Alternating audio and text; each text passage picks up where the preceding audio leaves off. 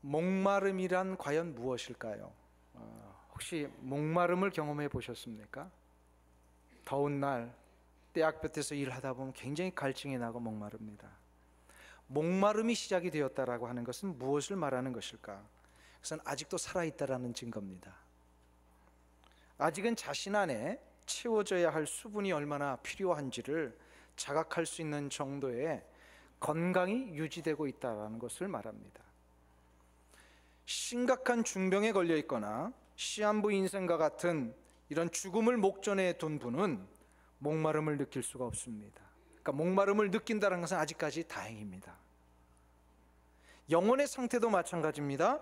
건강한 영혼은 영혼의 목마름을 느끼게 되어 있습니다. 자신의 영혼에 무엇이 필요한지를 느끼고 그것을 갈망하는 영혼은 살아있는 영혼이고 아직은 건강을 회복할 수 있는 영혼입니다. 목마른 육체가 그 목마름을 해결하기 위하여 물을 마시듯이 목마른 영혼 역시도 영혼의 생수를 마셔야 합니다. 그 영혼의 생수를 마시기 위해서는 예수 그리스도가 내 안에 계셔야 합니다. 왜 예수 그리스도가 내 안에 계셔야 생수를 마실 수 있습니까?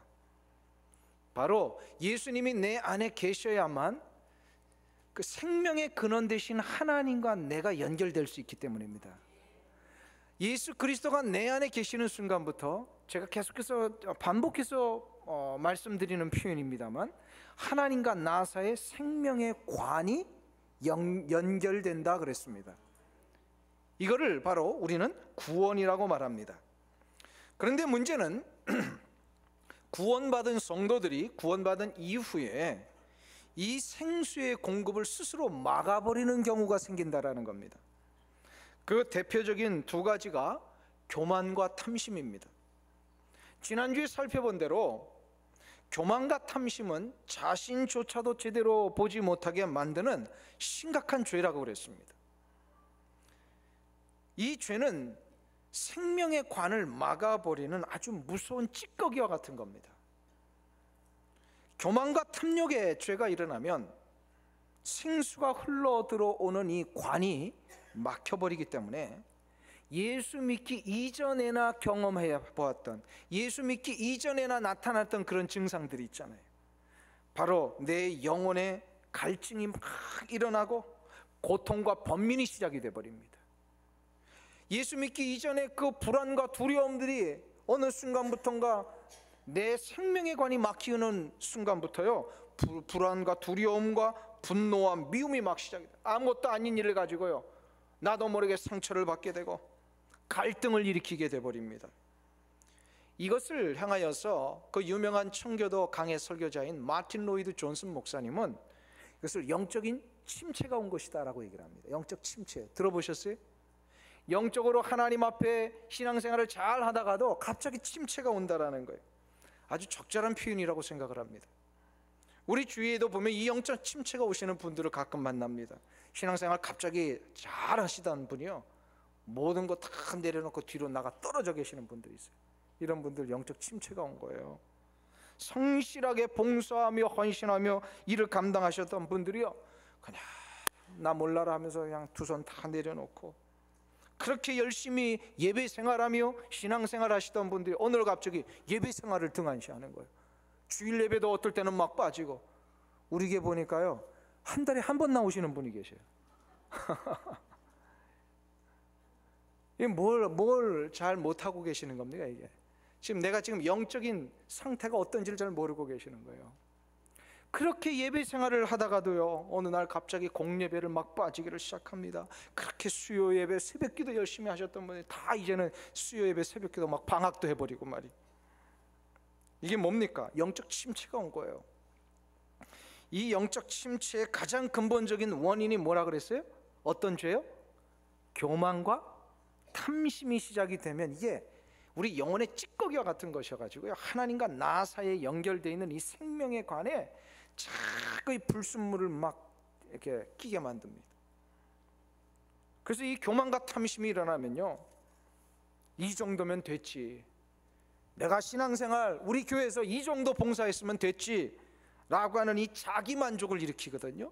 이 자기만족이 뭔지 아세요? 일종의 교만이에요. 자기 만족. 내가 이런 소리까지 들어가면서 이렇게 신앙생활, 봉사활동 해야 돼 라고 하는 건 뭐냐면 이제는 자기 자신 보호해야겠다라는 거거든요. 이것이 바로 내 안에 있는 이기심에서 나오는 거예요. 나도 이제는 내 실속 좀 차리자, 내가 하고 싶은 거 하자 라고 하는 것, 이게 바로 내 안에 꿈틀거리고 있는 내 것을 추구하고자 하는 이 탐욕이 시작이 되었기 때문에 이런 일들이 일어납니다. 이걸 한마디로 뭐라고요? 무엇이 온 거다? 따라하겠습니다. 영적 침체. 이 영적 침체가 조금씩 나도 모르는 사이에 쌓이게 되잖아요. 그러면요, 하나님의 이 생명의 공급이 어느 순간부터 확 막혀버립니다. 그래서 마틴 로이드 존슨 목사님이 이걸 영적 침체라고 불렀는데요, 남성수 목사는 이거를요 영적 동맥경화 이렇게 부릅니다. 영적인 동맥경화가 시작이 된 거예요. 동맥경화는요 막힐 때까지는 잘 모릅니다. 점점 막혀가고 있는데도 몰라요. 근데 막혀서 탁 터지고 나야 이게 깨닫는 거예요. 그래서 이 영적 동맥경화가 왔을 때요, 이 문제에 대한 심각성을 느끼고 내 영혼의 상태에 대한 새로운 회복을 갈망하기 시작한다면 그 영혼은 아직 가능성이 있는 영혼이에요. 회복될 그 가능성이 얼마든지 있어요. 그러니까 이 내 영적인 상태에 대하여서 심각성을 누리며 사는 거예요. 이게 바로 영적인 민감성입니다. 민감해야 돼요, 영적으로. 이런 영적인 동맥경화가 왔는데도 여전히 내 삶에 전혀 느끼지 못한다면 그 영혼은 심각한 중병에 걸려 있는 겁니다. 이런 얘기 할 때마다 절대로 옆에 분 보시면 안 돼요. 자기 자신을 봐야 돼요. 자기 자신 진짜 내가 동맥경화 걸렸냐 이 말이에요. 이 문제를 내버려 두면 안 됩니다. 해결해야 합니다. 이건 내버려 두면요 그 영혼은 반드시 문제가 일어나요. 이걸 해결해야 되는데 이걸 해결하는 방법이 뭘까요? 콜레스테롤이 쌓이면 약을 먹으면 되는데 영혼의 동맥경화가 걸리면 어떻게 됩니까? 바로 하나님 앞에 수술을 받아야 되는데 그 수술이 바로 뭐냐면 금식입니다. 금식이란 영적인 동맥경화, 곧 영적인 침체를 해결하기 위하여 내 영혼을 치료하기 위하여 나아가는 하나님의 수술대 앞에 서는 결단입니다. 이게 금식이에요. 금식이 지난주에 뭐라 그랬습니까? 음식에 대한 나의 욕망을 끊어내고 내가 원했던 모든 나의 삶의 이 탐욕들을 끊어내고 나에게 집중되어 있던 모든 것을 내려놓는 것, 이것이 바로 금식이라고 했습니다. 이때 비로소 내가 누구인지를 본다 그랬잖아요. 나를 제대로 내려놓으면 내가 얼마나 형편없었던 자인지, 내가 얼마나 이기심과 탐욕에 쌓여있던 자인지, 내가 하나님과 나 사이에 얼마나 이 더럽고 추한 영적인 찌꺼기들이 쌓여서 생명의 공급을 못 받고 있었는지 그제서야 보게 되더라는 거예요. 그러니까 우리 수술대에 서야 됩니다. 하나님 앞에 치료받으러 나가야 돼요. 아니지 뭐 괜찮겠지, 안 돼요. 그래서 내가 이 엄청난 이 탐욕과 교만의 죄로 인하여서 막아버렸던 이 생명의 관들을 뚫기 위하여 나아갈 때마다 금식이 시작이 되어야 되는데, 이 금식이 시작이 될 때에 하나님이 오늘 본문을 통해서 우리에게 보장해 주신 축복이 두 가지가 마련되어 있습니다. 이 금식을 하는 자들에게. 그 첫 번째가 뭐냐면 하나님 앞에 참된 금식을 하는 자들에게는요, 하나님과 내가 연합하여지는 축복이 시작이 됩니다. 한번 따라하겠습니다. 하나님과 내가 연합하게 된다. 하나님과 내가 연합이 일어난다. 오늘 본문 18절을 보겠습니다. 우리 같이 읽습니다. 본문 18절.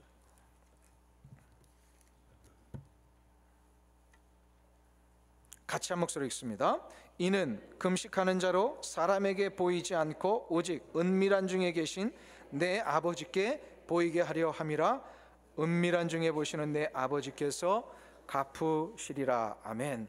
자, 지금 주님께서 당시에 잘못되었던 금식의 관행을 지적하시면서 사람에게 보이려고 하는 금식은 아예 하지도 마라, 보이게 되는 여지를 남겨두지 말라라고 하시면서 오직 금식은 하나님에게만 보이는 금식이어야 된다. 그래서 은밀한 중에 보이시는 하나님에게만 이 금식을 해야 된다라고 이렇게 말씀을 하고 계십니다. 그러면 하나님에게만 보이는 금식은 어떻게 하는 금식입니까?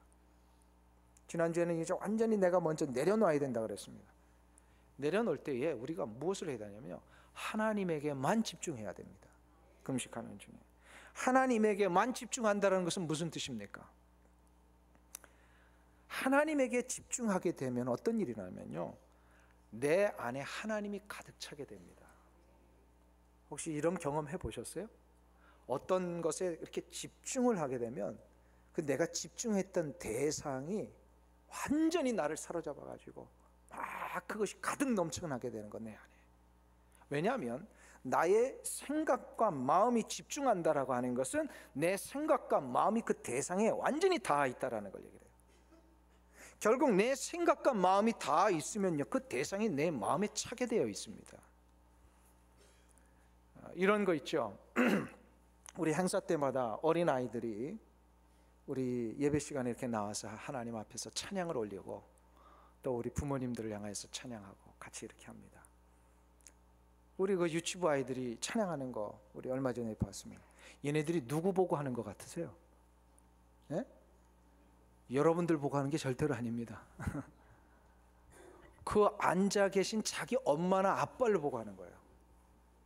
다 여러분들 보고 하는 것처럼 보이지만요, 얘들은 여기 있는 수많은 사람들이 눈에 들어오지가 않아요. 자기 엄마 아빠가 어디 있는지 그걸 보고 있는 거예요. 제 딸이요, 막내가 아주 어렸을 때는요, 무대에서 올라와서 찬양하지 않으면 자꾸 앞을 안 보고 저를 보고 찬양을 하는 거예요. 왜 그랬을까요? 오직 관심이 아빠에게 있는 거예요. 아빠에게 있다는 건 뭐냐면 거기에 집중하고 있다는 거예요. 집중하니까 다른 사람들은 눈에 들어오지 않아요. 아빠만 들어오는 거예요. 어디 아빠가 있느냐 이 말이에요. 이게 바로 집중입니다. 그래서 집중이라고 하는 것은 순수한다라고 하는 것과 똑같은 말입니다. pure하다라고 하는 것은 뭐예요? 섞여 있지 않다라는 겁니다. 믹스업되어 있지 않습니다. 믹스업되어 있지 아니하고 순수하게 그 한 가지만이 내 안에 가득 차 있는 것, 이게 바로 집중의 능력입니다. 우리 신앙생활을 할 때도 이 능력이 시작이 되어야 합니다. 하나님에게만 집중하면 하나님이 내 안에 가득 차십니다. 하나님이 내 안에 가득 차기를 시작하는 순간부터 어떻게 됩니까? 내가 이야기를 할 때도 하나님, 밥을 먹을 때도 하나님, 잠을 잘 때도 하나님, 어려움과 절망에 빠졌을 때도 하나님을 부르게 되어 있습니다. 좋은 일을 해도 하나님 영광, 할렐루야. 이것이 바로 하나님에게 집중하면 하나님이 내 안에 가득 차시는 것이고, 내 안에 하나님이 가득 차시는 것은 바로 내가 하나님과 연합하는 겁니다. 마치 이런 거죠. 사랑하는 여인이 내 안에 가득 차 있습니다. 이거 다 경험해 보셨죠, 여러분들? 안 해보셨어요? 저만 했습니까? 예. 사랑하는 여인이 내 안에 가득 차 있습니다. 그럼 어떤 현상이 일어나, 어떤 혜택이 일어납니까? 어떤 결과가 발생이 됩니까? 그 사랑하는 여인의 생각과 내 생각이 같아집니다. 왜요? 그 대상에게 내 생각을 맞춥니다. 무엇을 원하는지 자꾸 관심을 쏟습니다. 그리고 그가 하고자 하는 그 방향대로 이제는 어떻게, 진짜 사랑하면 내가 따라가 줍니다. 이게 진짜 사랑이고 하나 되는 거예요. 이게 연합이에요. 그래서 부부는 둘이 만나 어떻게 해요? 하나 된다라고 하는 뜻이 바로 그 뜻입니다. 이것을 사도 바울은 결혼의 원리로 하면서 우리가 주님과 하나 된다라는 것으로 이야기하지 않습니까? 금식이 바로 이것을 얘기를 합니다. 우리가 하나님에게 집중을 할 때 하나님께서 내 안에 가득 차게 되시고, 내 안에 가득 차 계시는 하나님과 내가 하나 되어 연합을 하게 되면, 이때 비로소 그동안은 내가 원했고 내가 하고 싶었던 것만을 쫓아다녔던 나의 삶이 이제는 하나님이 원하시는 것이 무엇인가에 관심을 쏟기를 시작을 합니다. 그리고 하나님이 생각하시는 것에 내 생각을 맞추려고 합니다. 하나님이 계획하시고 하나님의 방향 앞에 내가 이제는 드디어 따라가며 순종하기를 시작한다. 아멘. 이게 바로 연합의 축복이에요. 이 연합이 어떻게 이루어진다고요? 뭐 할 때? 하나님에게 집중하는 이 금식 기도가 시작이 될 때, 할렐루야. 그래서 이 연합을 예수님께서는 요한복음 15장 7절에서는 이렇게 말씀하십니다. 우리 한번 찾아보시겠습니다. 요한복음 15장 7절.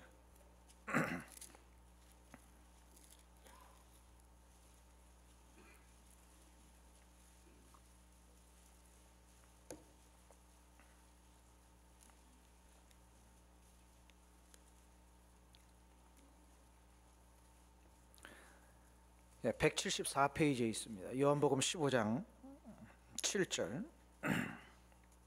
같이 읽습니다.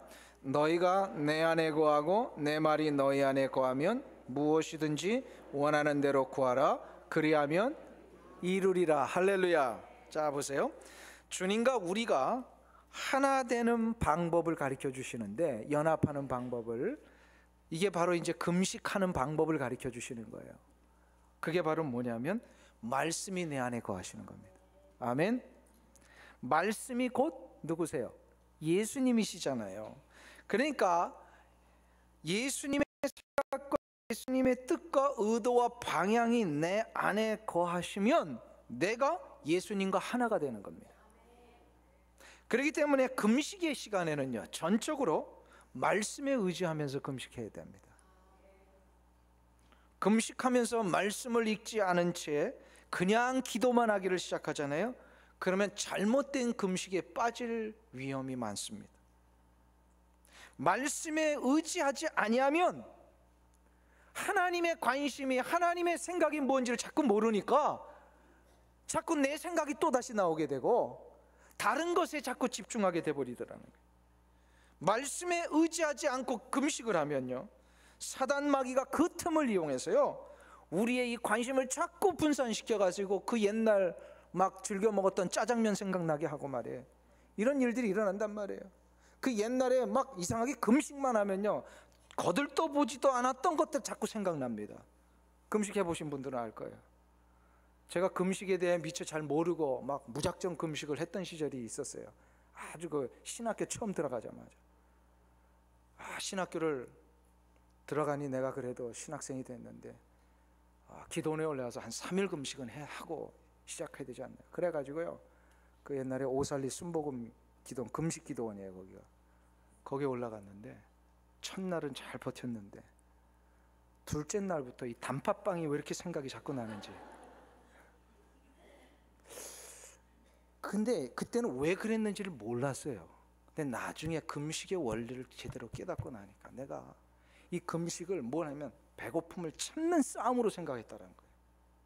이게 얼마나 어리석은 금식입니까? 금식이 뭔지를 모르고 시작한 거예요. 금식하면 능력 받는다고 막 누가 얘기를 해주니까. 근데 금식을 그렇게 시작하는 게 아니에요. 뭐예요? 금식은 하나님에게 집중하기 위해 나가야 되죠.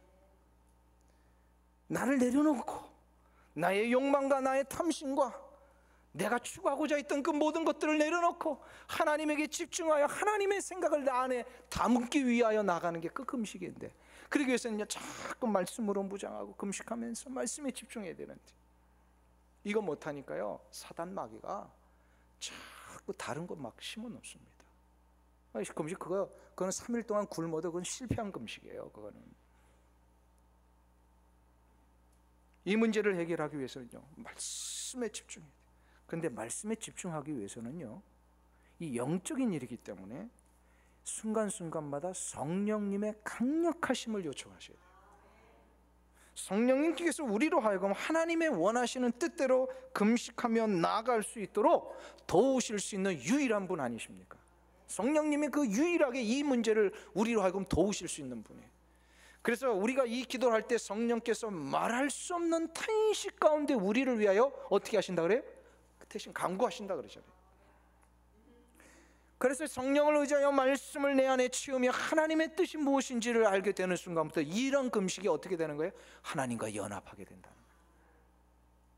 이렇게 되면, 이런 금식이 되면요, 바로 하나님의 원하시는 것이기 때문에 그렇게 기도하는 자에게는 응답의 역사가 일어나요. 무엇이든지 원하는 대로 구하라, 내가 이루리라. 할렐루야. 이 기도의 응답 중에 가장 크고 복된 기도의 응답이 뭐라고 생각하십니까?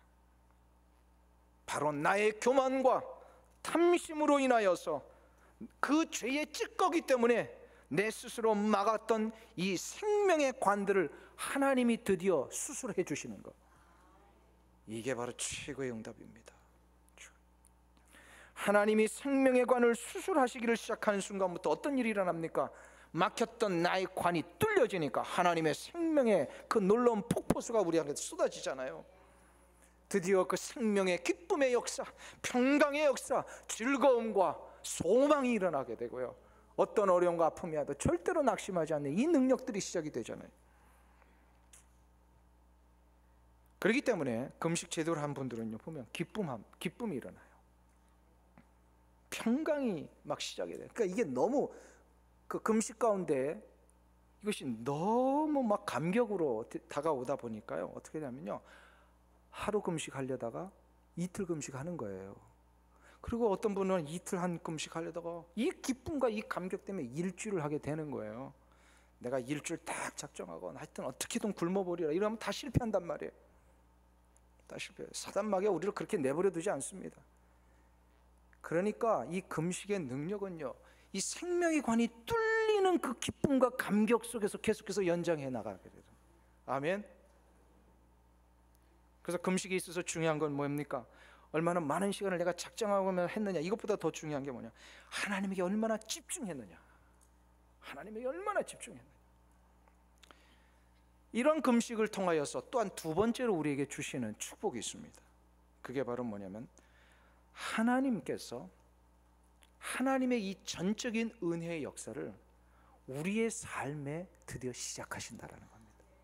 오늘 본문 18절 후반부에 보면 주님이 이렇게 말씀하셨습니다.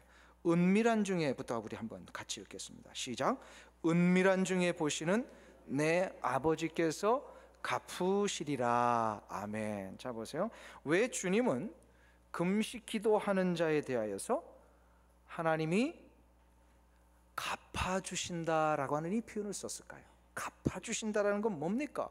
이 빚진 자에게 도로 내어주는 거, 이게 그런 갚아주신다라는 의미인데, 바로 과연 갚아주신다라는 이 표현을 왜 쓰셨을까? 이것을 이해하기 위해서는요, 이 갚아주신다는 헬라의 원어가 무슨 단어인지를 알아야 됩니다. 갚으신다는 뜻의 이 헬라어를 아포디도미라고 하는 단어를 썼었어요. 이 아포디도미라고 하는 이 단어의 원래 뜻은요, 장사할 때 쓰는 단어입니다. 상업 용어예요. 쉽게 말하면 이런 거예요. 물건을 내가 샀다가 어떻게 하냐면요, 다시 되돌려주는 걸 얘기를 합니다. give back 하는 거예요. 우리 미국식으로 얘기를 하면 어떻게 되는 겁니까? 물건 샀다가 리턴, 그대로 그 물건 그대로의 상태로 리턴 해주는 걸 얘기를 합니다. 지금 하나님의 금식하는 자에게 하나님께서 우리를 응답해 주시는데 바로 이 단어를 쓰셨다는 게 무슨 뜻입니까? 뭐냐면요, 우리가 하나님 앞에 금식하며 집중하며 기도하며 나갈 때마다 우리의 입을 벌려서 기도한 내용 그대로 하나님이 우리에게 기브백 해주신다라는 거예요. 이보다 놀라운 응답의 축복이 있을까요? 내가 기도한 대로 하나님이 기브백 해주신다라는 거예요. 이걸 바로 아포디노미라고 얘기를 합니다. 그런데 우리가 이 놀라운 기도의 축복을 우리도 받기 위해서는 한 가지 명심해야 될 게 있습니다. 아포디노미라고 하는 이 단어는 언제나 하나님 앞에 은밀하게 하는 기도일 때 이루어진다는, 은밀한 금식. 은밀하게 하는 금식이란 뭐라 그랬어요? 첫 번째로 나를 어떻게 하는 것이다? 내려놓는 것이다. 두 번째로 어떻게 한다? 하나님에게 집중하는 기도를 얘기를 합니다. 나를 내려놓고 하나님 앞에 집중하며 다른 이들에게 보여지는 것이 아니라 하나님에게만 보여지는 이 금식을 할 때에 아포디노미의 역사를 이루어 주신다는, 이스라엘 역사에 있어서 이 놀라운 기도를 드려서 하나님의 아포디노미의 응답을 받았던 많은 분들이 계십니다. 그 중에 한 분이 바로 에스더입니다. 이스라엘 백성들이 페르시아의 포로로 잡혀 있었던 그 시절에 하만이라는 이 페르시아의 사악한 관료에 의하여서 모든 이스라엘 백성들이 한 번에 죽임을 당하는 위기가 찾아왔습니다.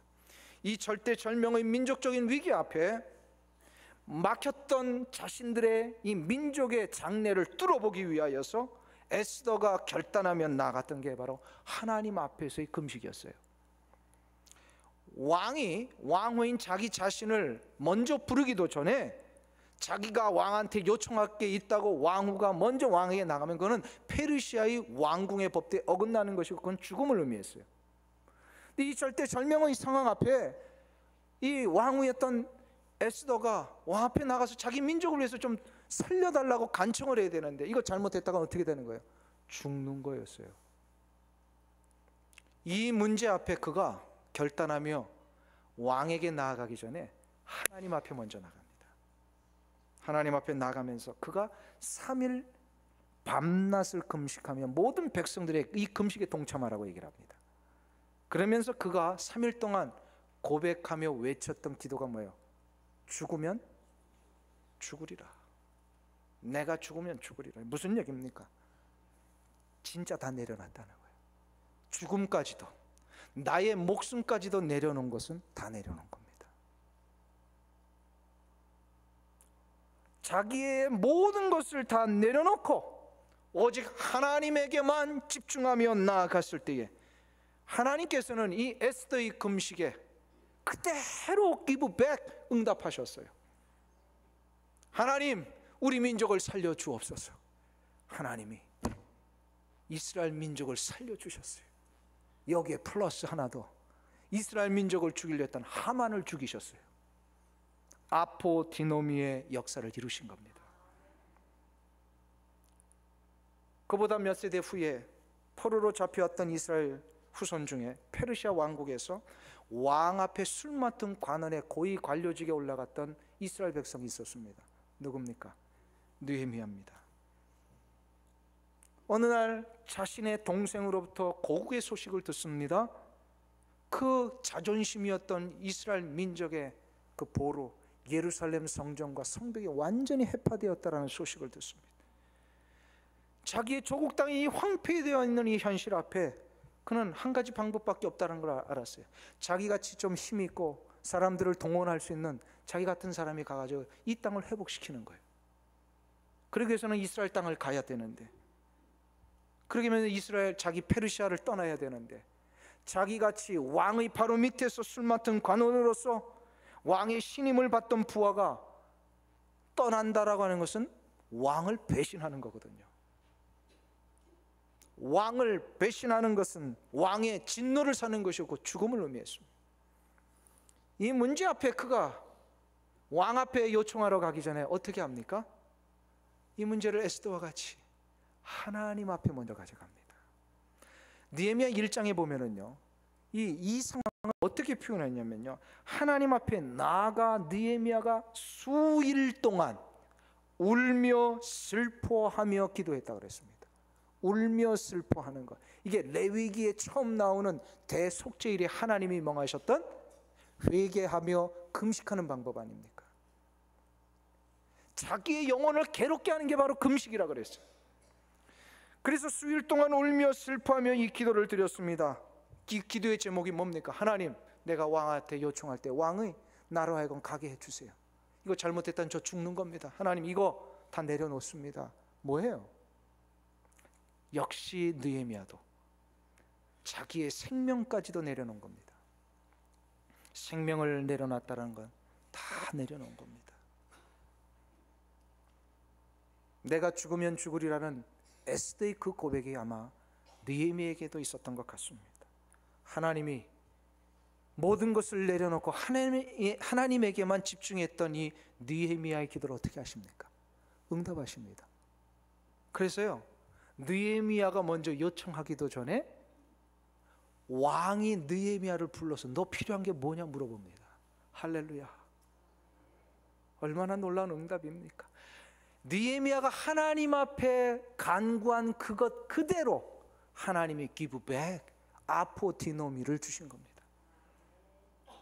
에스더의 금식과 느헤미야의 금식에는 두 가지 공통점이 있습니다.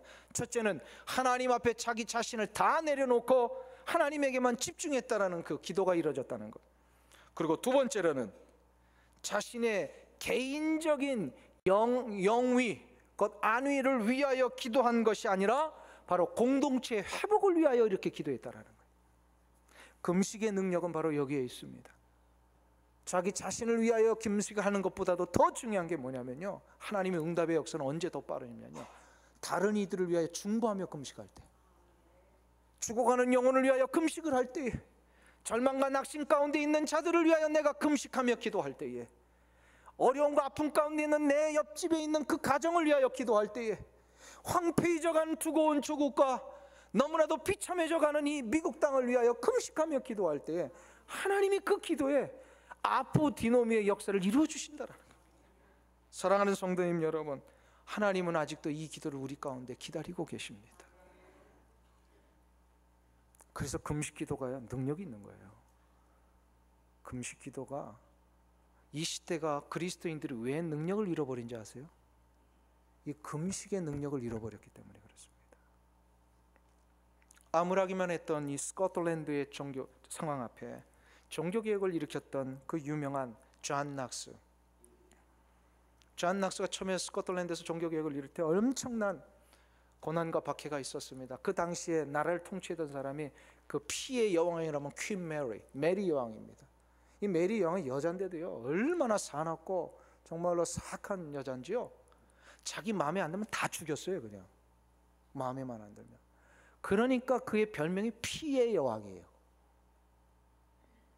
이 메리 여왕이 캐톨릭 신자이기 때문에 개신교 이 종교 개혁이 일어나니까 이 존 낙스를 계속해서 핍박하고 죽이려고 위협합니다.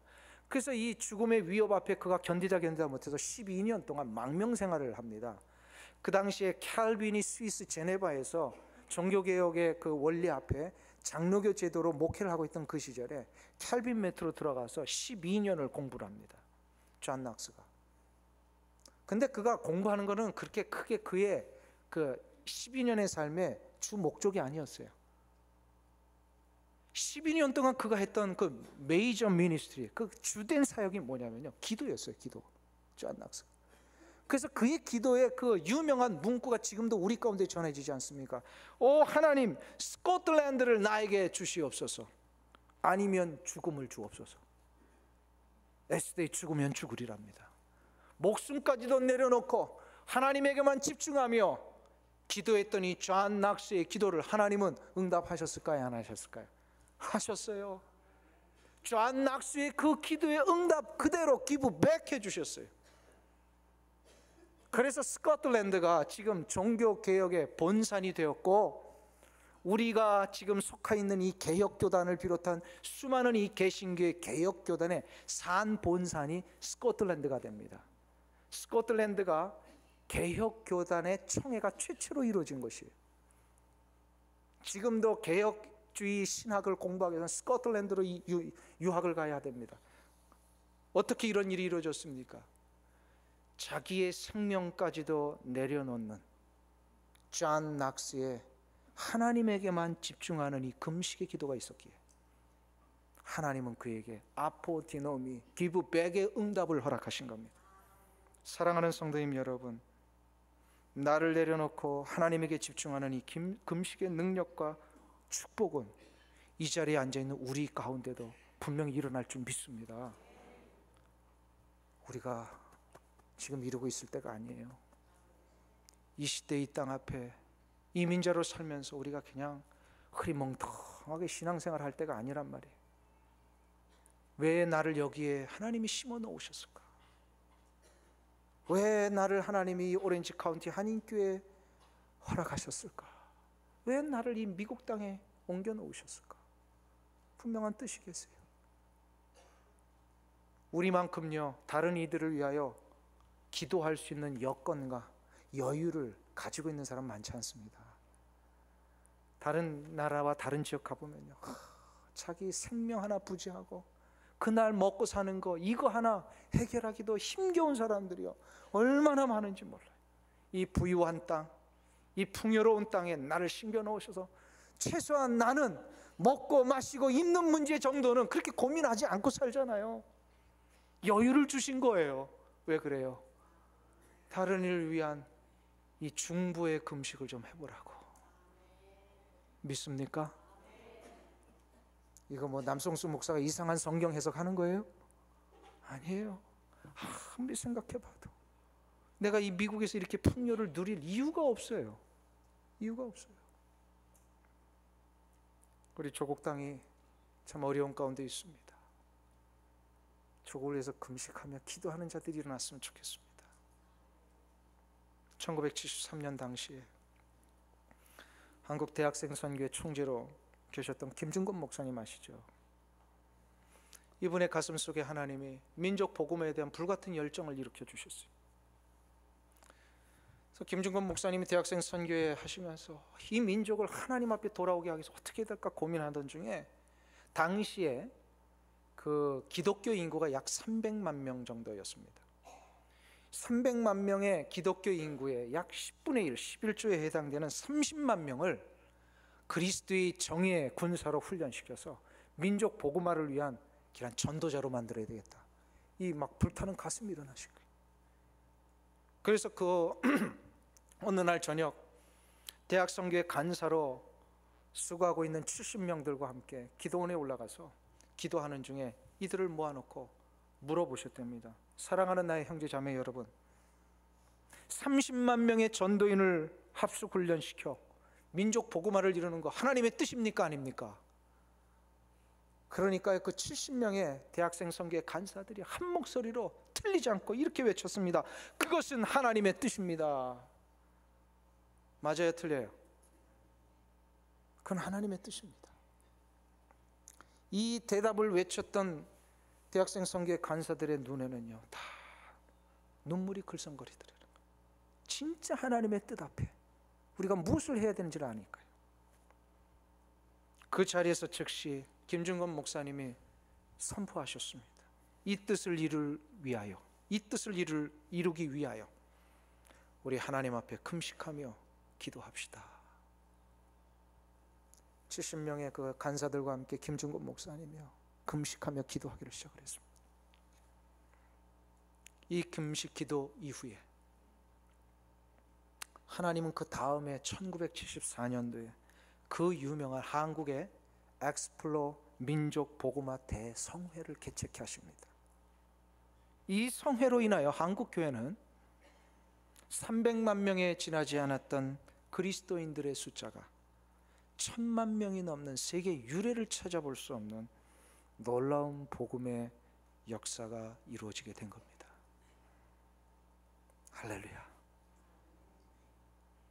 하나님이 기뻐하는 금식을 통하여 나의 모든 것을 내려놓고 하나님에게 집중하며 나갈 때 하나님은 그 민족도 살려내십니다.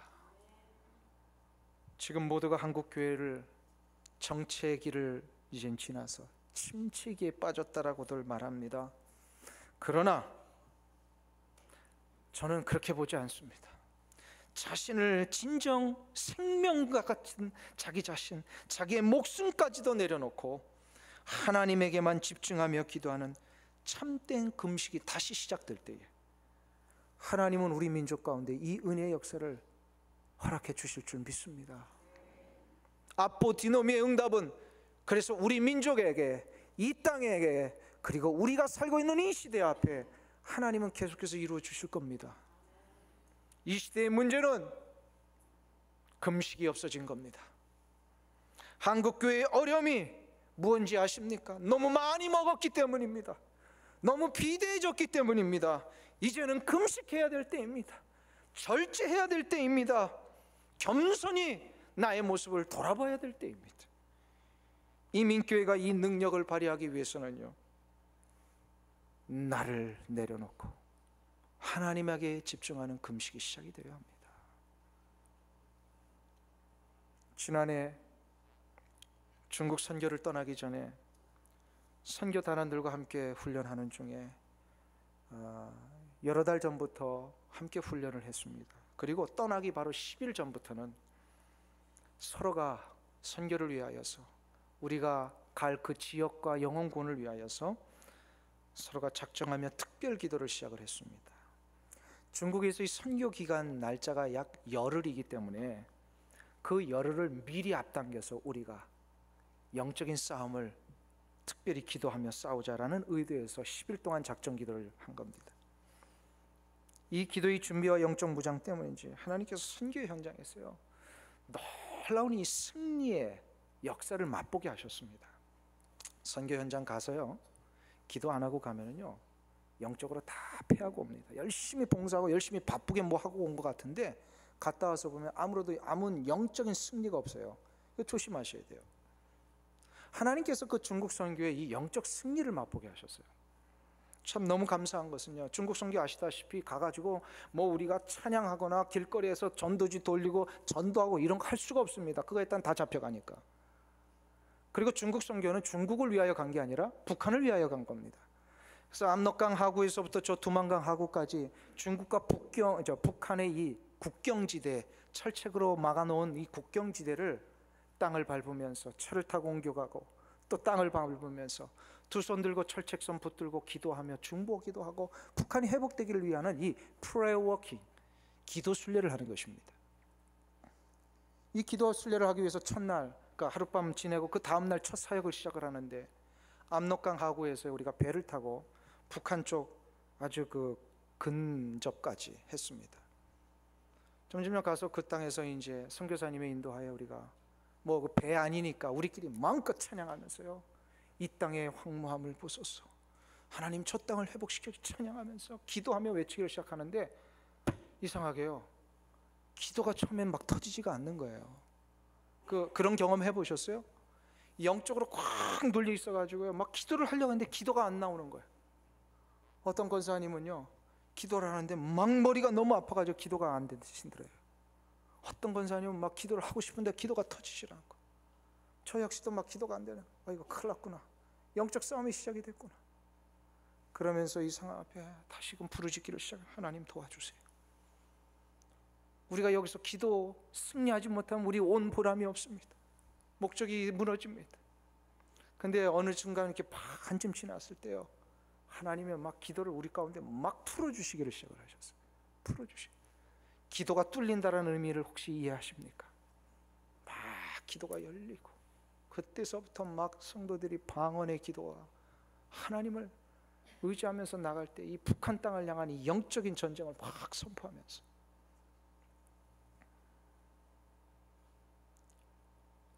기도를 하고 나니까요 기도했던 분들의 눈에서 눈물이 막 글썽였어요.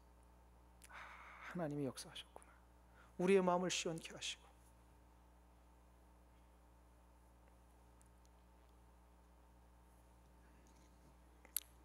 저는 그 나중에 돌아와서 알았습니다. 우리가 그 어려운 상황에서 어떻게 영적 전쟁에서 승리할 수 있었는가. 알고 봤더니 가기 전에 우리가 10일 동안 작전 기도를 했는데 저는 그냥 작전 기도만 다 한 줄 알았어요. 근데 그 선교 단원들 중에 몇 분이 조용히 금식 기도를 하셨더라고요. 알리지 않으셨어요. 저도 몰랐어요.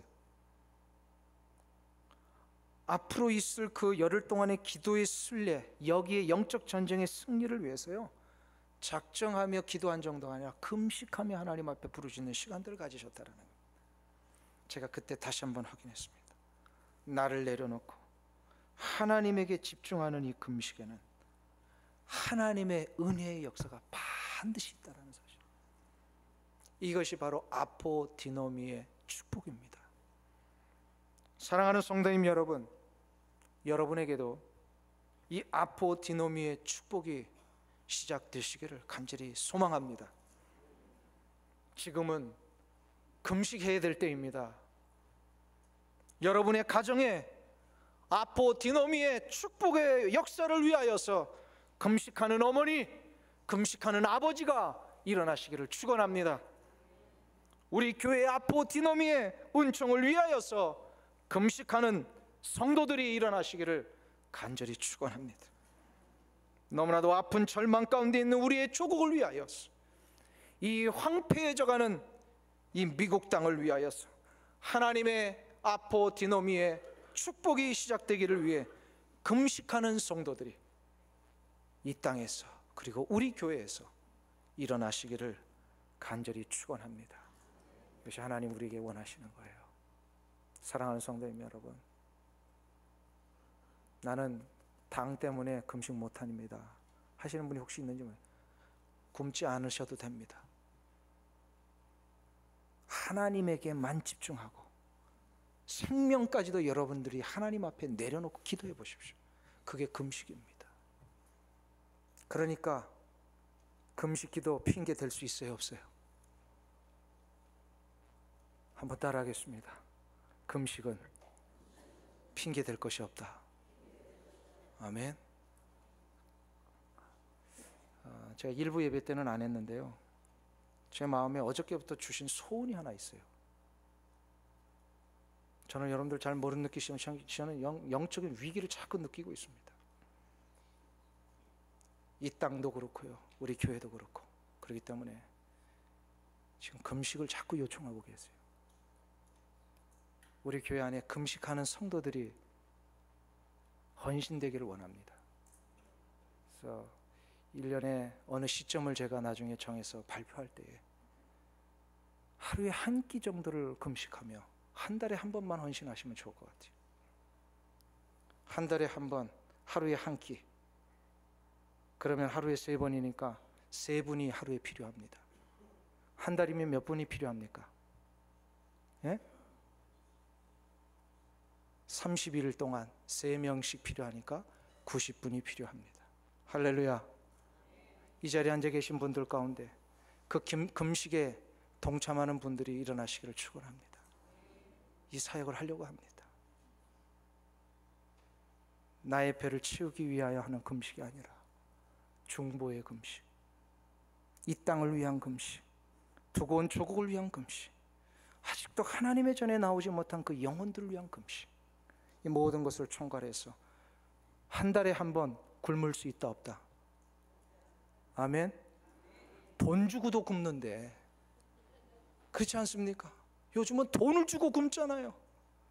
돈을 주고도 굶는 사람들이 있는 이 땅에 하나님, 내가 이 영혼의 역사, 정말로 생명을 내려놓고 하나님 앞에 기도하는 이것을 내 인생에 한 번쯤은 해보겠습니다 라고는 이 금식의 기도들이 여러분들 가운데 일어날 수 있다면 하나님은 분명히 우리 교회를 사랑하실 것이요, 우리 교회 성도님들을 통하여 역사해 주실 줄로 믿습니다. 아멘.